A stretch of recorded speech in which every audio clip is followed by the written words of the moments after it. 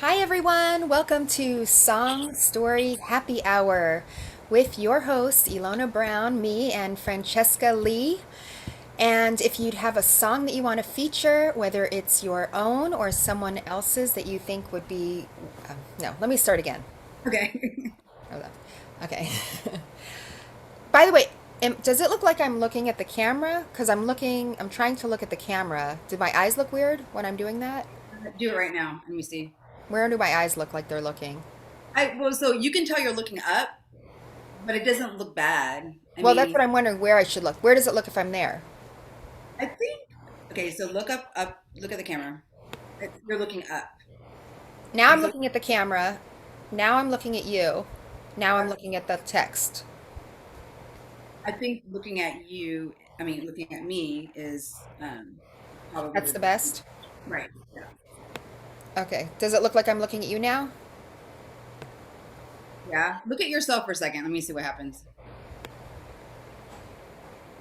So it's most clear when you're looking at yourself, which is I know is weird, but It's most clear when I'm looking at myself. like most like in like. So if I stare at myself too. Hi. It still looks weird. The eyes, I mean, and what if I'm looking this way? I mean, I don't really think it looks weird. I think you're thinking too much about it. Okay. I Well, think all right. All right. Ready? All right. Is it recording? Huh? oh, go ahead. Oh, it's recording. Okay. I think it is recording. Let's start Okay. again. Okay. Wait, can we wait till yeah, we're both ready. Okay. Okay. Hang on. All right. Hi, everyone. Welcome to Song Story Happy Hour. We are your hosts. I'm Ilona Brown, and this is Francesca Lee. If you have a song you'd like to feature or bring to the podcast, please email us at songstorieshappyhour@gmail.com. So, Francesca and I met in San Francisco through the love of music and songwriting. And today is really special because not only it's our first podcast, but we're also featuring my co host, Francesca Lee, musician and songwriter extraordinaire. Francesca has been a musician since she was 6 years old, graduated from Paul McCartney's Liverpool Institute for Performing Arts in London, and is a master musician on vocals, Oh, yeah, guitar. it's Liverpool. Sorry. Liverpool? Yeah, not London. Oh, Okay, that's sorry. We have to do by it the again. way, you could have fixed that after. You could have been like, it's Liverpool. Well, I think that the way you're talking very scripted, so it's kind of hard to like if we and also I I mean, don't really after. What? oh, after. Okay. Okay, well, let's just do it one more time. Did it One more sound time. weird, like too scripted? No, it doesn't sound. I think in the beginning, and also later on when we talk, if we like this is better the way I'm talking now. I think Yeah. that it's if we mess up, that's the whole point. It's like we're just talking. So, Yeah. but I didn't want to interrupt you. So because I wanted your. It seems like you're Yeah. doing like an introduction, right? Yeah. All right. I won't say anything anymore. But I meant after. You could be like, actually. Okay. Okay. All I'm right. sorry, I couldn't do that, but That's okay. All right, I'm gonna undo it again. Okay. Hi, everyone. Welcome to Song Story Happy Hour. We are your hosts. I'm Ilona Brown, and this is Francesca Lee. If you have a song you'd like to feature on the podcast, please email us at songstoryhappyhour. Hang on. Is Trixie? She's in the way. God damn it. Hang on. All right, Trixie. I'm sorry, you can't be in here. Sorry, cutie. Sorry, cutie. Sorry. Okay. All right, here we go. All right. Hi, everyone. Welcome to Song Story Happy Hour. We're your hosts. I'm Ilona Brown, and this is Francesca Lee. If you have a song you'd like to feature or bring to the podcast, email us at songstorieshappyhour@gmail.com. So, Francesca and I met in San Francisco through the love of music and songwriting, and today is extra special because not only is it our first podcast, but we're also featuring my co host, Francesca Lee, musician and songwriting extraordinaire. And Francesca has been a musician since she was 6 years old. I know she grew up in a very musical household, which we'll talk about later in the podcast. She graduated from Paul McCartney's Liverpool Institute for Performing Arts in Liverpool and is a master musician on vocals, guitar, and piano. She's best known for her soulful and sultry vocals, has been featured on television both here in San Francisco and abroad, and recently debuted her album, which I highly suggest you check out on Spotify, called The Pieces Left. So the song we're featuring today is a special preview about to be released called Nothing at All, which we are all in for a treat because we actually have two different versions of the one is of the original soulful version, and then we have a dance remix that gives it a whole different feel and flavor. And for those of you watching on YouTube, check out the link below, or you can check back in with our podcast. And we're super excited to have you join us. Francesca, tell us a little bit about the song before we play it for our listeners. Okay, well, the song that we're featuring today is my newest song that I recorded in the studio, and I'm excited because I'm going to release it in the next few months or so. So this is sort of a preview before the song is even released. And basically, I wrote the song acoustically on piano and just on vocals, and the song's about love. It's a very sort of dreamy song that merges kind of the folk pop Americana slash, whimsical, um, very just, ambient vibe. So I hope that you enjoy it. And this is my newest song called Nothing at All. Okay, and then I'll let it play. So I'll be like, okay, I'll be like, so now we're back. Yay! That was so beautiful, Francesca. I absolutely love that song. I remember when I first heard it, how really touched I was by it, and how really I feel like most people who listen to it would be able to relate to it. It has a very what would you call the feel when it relates? What do you call that? Shoot, I would, I would say the song has sort of a, no, are you there? yeah, I'm here. Okay, cool. I I'm couldn't trying. tell for. I lost the word for what it is.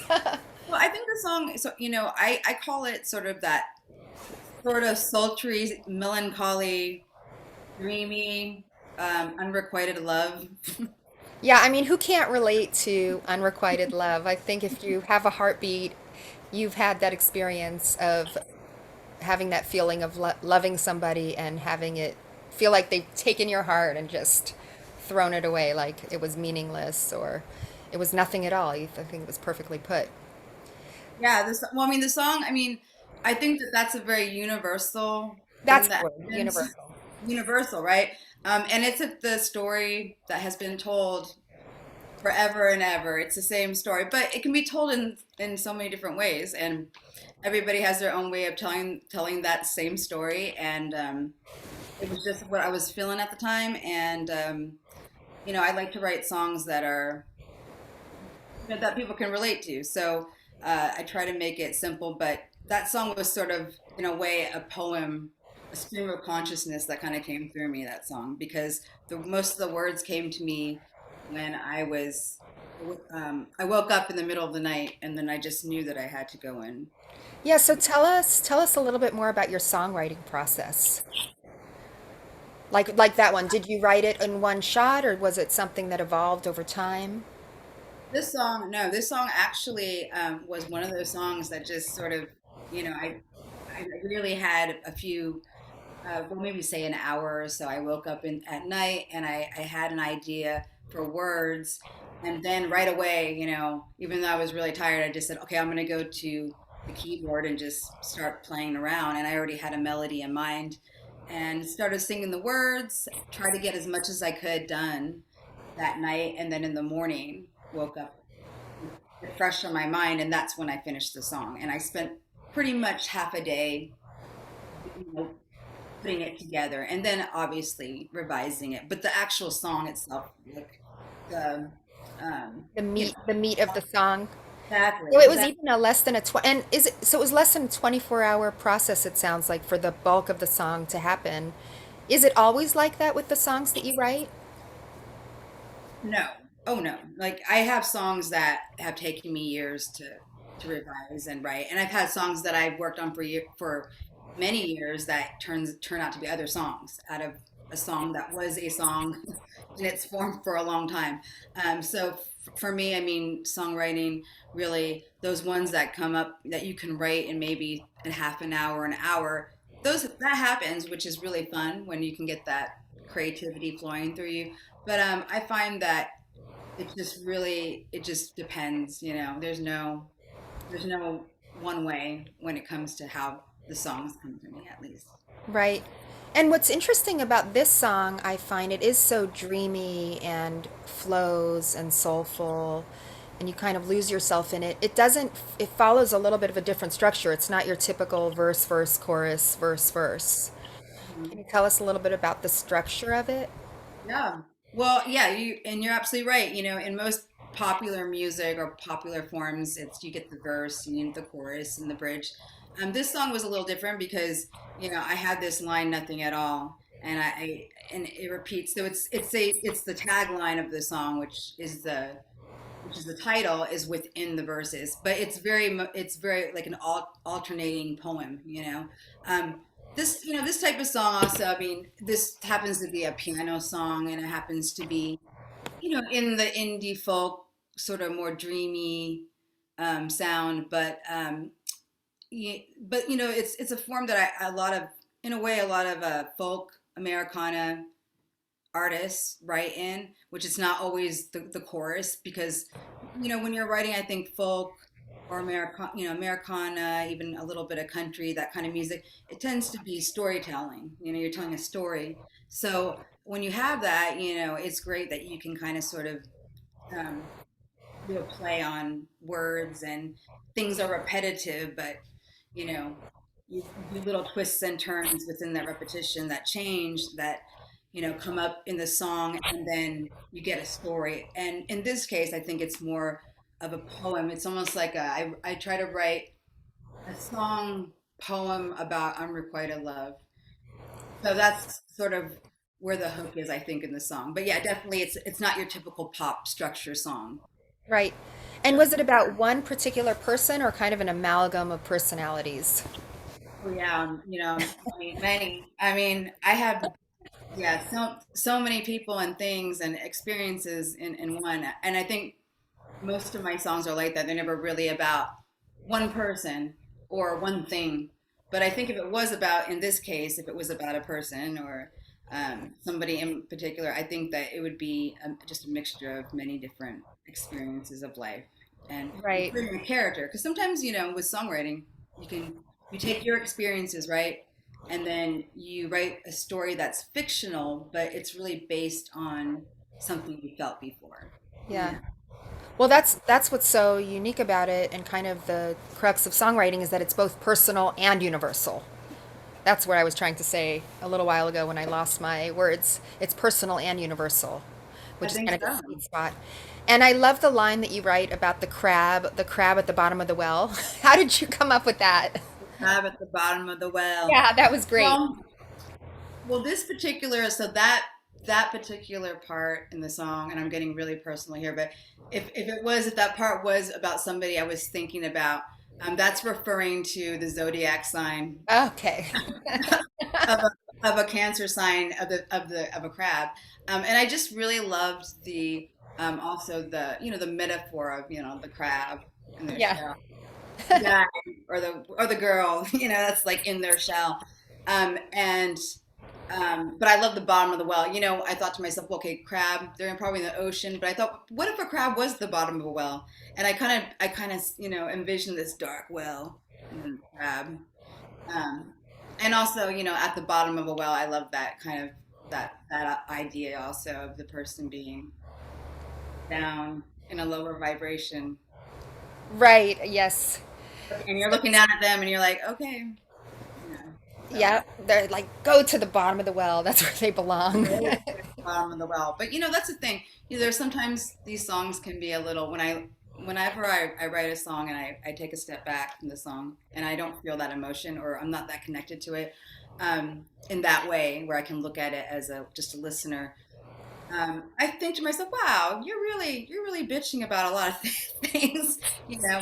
So it's kind of it's funny. It's the yeah, but you know what? The thing about it, some of the greatest songs are that, they're in a way kind of whining about what didn't happen, what didn't work out. But I do like that part in the song. I'm Right. glad that you. Absolutely. And by the way, for those of you listening, we will have a phone number soon to call into.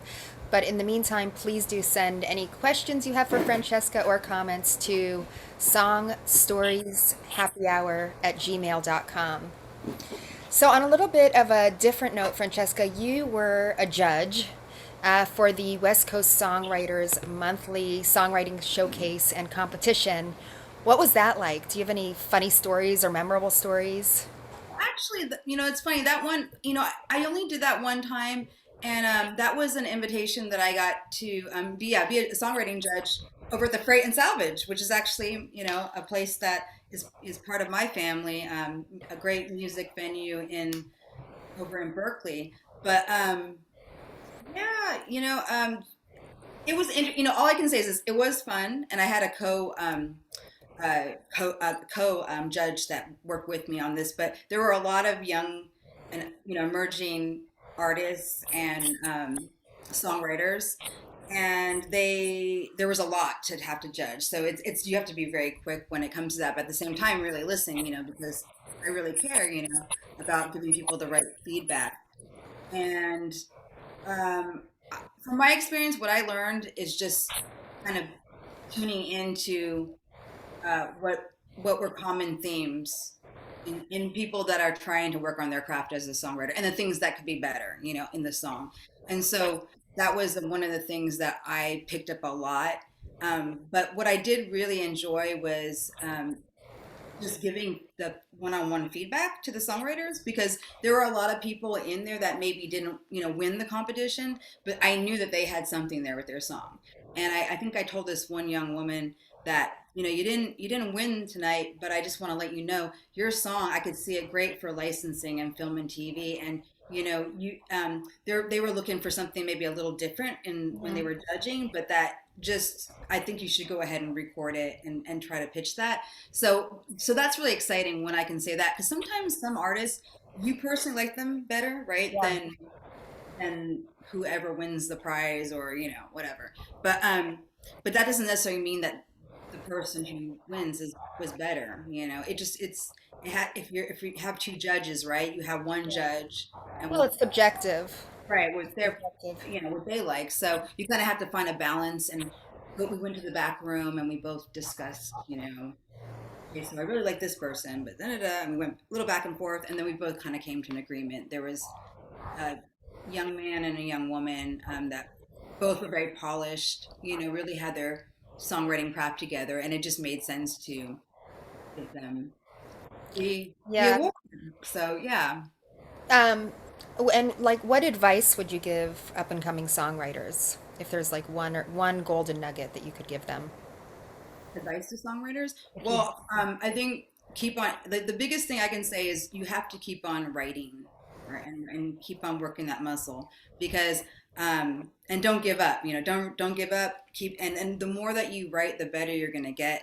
But also, there's something that happens when you are in that writing mode, and you say you write like 10 songs that are, yeah, they're not that great or whatever. You're not happy with them. At some point, there's gonna be a shift that happens. And I think every songwriter knows what I'm talking about. It's like when you're in the zone, and then you're on a roll, and then you get something, and you're like, yes, I really got something. After, I wrote this many songs, you finally have something that sticks.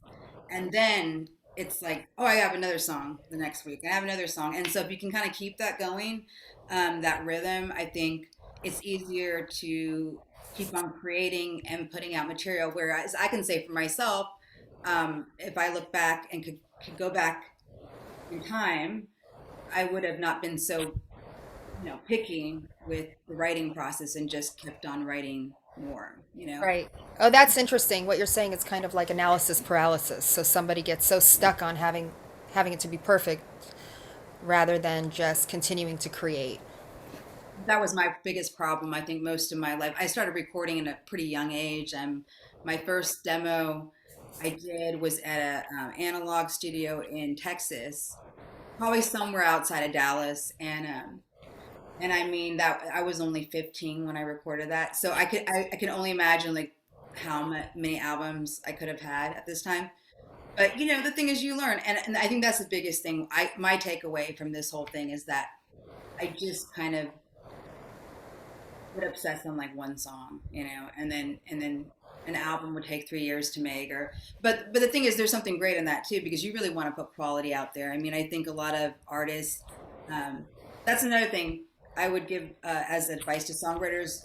Just work on the craft of the song, get it polished. You want to put something out there that people are going to enjoy, because you're writing because you're communicating a message and a story, but you want other people to also feel that too, that emotion that you're creating. So my biggest advice is like make sure that you get feedback and take your time, because I know right now with a lot of technology and everything that we have accessible to us, that a lot of people just want to go ahead and just put out an album, no matter what. And I don't really think that's the right way to go either. But I think start with demos and doing some home recording, and start networking and connecting and getting your music out there. Go to open mics, before you jump in, wanting to put out something on Spotify or Right. iTunes. So how can listeners hear more of you? How can they check you out? Check out your music. Yeah, so I have right now a couple different ways that you can check my music out. The best way right now, you can go on Spotify, and I under Francesca Lee, the album "The Pieces Left." You type in my name, it'll come Right. up too. So on YouTube, check out down below our link. We have all the information written down for you. Yeah, so Spotify is good. I'm on iTunes. YouTube has videos, and I think they actually have the Pieces Left album that you can play it through there as well. Um, and that's one of my older albums. So the newest release I have is coming out in a few months. So hopefully, when this airs, this episode, who knows, when you stumble upon it, it'll be out already, and that will be really exciting. And then if you want to connect with me on Facebook, that's always great. I have the Facebook is facebook.com/ right, and then it's listen to Francesca Lee. So just my name, but just listen to Francesca Lee, and we'll have that info right also. Yeah, we'll have it written down and on our website. And tell us, Francesca, how you spell Francesca. Yeah, Francesca spelled like Francesca, so it's Francesca. Awesome. We're so excited. And before we close out the podcast with the dance remix version of Nothing at All, I'm really curious, when you do the release of the song in a couple months, which version are you going to use, and how are you going to, because it's kind of, I don't know, actually, you tell me, how common is it to have kind of these different versions? And would you release them at the same time or pick one over the other? Right. Well, I think the dance version was really just a fun thing to do. A friend of mine who played guitar on the original track, Benjamin Andrews, who's a really great guitar player. He actually plays in another Bay Area band called Conbrio. He helped me with that, and it was just something. He was in the mood of inspiration. He had a bunch of inspiration going on at the time, and it was really fun. And I'm excited. I definitely want to release that. I think I want to stay true to my genre and what I do. So most people that really know me and my music took a listen to both tracks, and they really are leaning toward the one that sounds like Francesca. So Right. so so I think that is the way I'm going to release it. But I will definitely put that out there, and that will be available. But I think we're working on that one some more. But yeah, totally fun, totally different. It's like a dance version of the song. Yeah, it's a lot of fun, and they're both so beautiful and fun for different reasons. The Yeah, first one's very different. super Yeah. sultry and beautiful, and your voice, French, you have one of these rare talents. I think you can take any words and make them sound beautiful. So, Thank which you. is a Yeah. really beautiful gift. But I could also see people rocking out to the dance version of this, quite frankly. Oh yeah. I mean that one's really great, and it turns my song into this like sexy, like kind of club tune. Whereas like before it was definitely, it's singer-songwriter type of style. But yeah, I definitely want to, that one you just never know. And I don't think it's weird as artists to put out, try different things. I think that I'm not going to probably be putting out a whole dance album, Right. but it's nice to know that the vocals work really well with that because there's something about the way I wrote that song in a very sort of Well, I think poetic. because it's, yeah, you can kind of lose yourself in it, and I think that's kind of that's that soulfulness and that kind of I don't know if whimsical, but the way you said it's No, I said whimsical. yeah, It's like this is probably the best word, but I think it is kind of. I think there is something very dreamy about. ethereal. It's ethereal. Yeah, that's a good one. Yeah, different than whimsical. Right. Although probably use that word is because it's stuck in my head because when I was reviewed years ago, someone said, "Her beautiful whimsical style." I was like, "Whimsical," but Sounds good, like popsicle. well, yeah, it's cute. I mean, I think I pushed for pedal steel on that song, and I'm so glad I did because that's probably one of the number one things on that track. People say, I love the pedal steel when it comes Yeah. in. It just has a very, I love that instrument. It just has a very, that's what makes it dreamy, you know? It's Um, pedal. Is it called a pedal steel? Tell us what that is for those of us who might not be familiar. Well, I mean, the pedal steel is a pretty large instrument, and it's sometimes people get confused with lap steel. So, have you ever seen someone with a guitar, but it's laying down on their lap, and um, have you seen anything like that? Right, I have seen, yeah. Okay. So a lot of roots music, like blues, country, uh, obviously Americana, that kind of genre. The pedal steel is a little different because it's actually you sit down in a well, in this case my producer sat down in a chair and then it's basically pedal steel, it's like a guitar but you're playing it while it's laid flat, and then there's basically you use your fingers. I mean, I'm not a player, so I'm just trying to explain it the best way I can, knowing that that's not my instrument. um, and you use your hands to create the melodies and sounds, and when I say hands, meaning where your fingers, like guitar, but it has a very dreamy sound and a lot of again, folk, Americana, country. When you hear that sound, it's a very distinct sound for those of you that don't know, but I'm hoping most of our listeners know a little bit about different instruments, and so that was a choice for using the pedal steel. And the pedal steel also, um, oh yeah, I already said this, but that's what really creates that whole like sort of ethereal, very beautiful. I don't know, magical. I love that the sound of pedal steel. So Yeah, magical. And without further ado, we're going to close out the podcast with Francesca Lee's Nothing at All dance remix.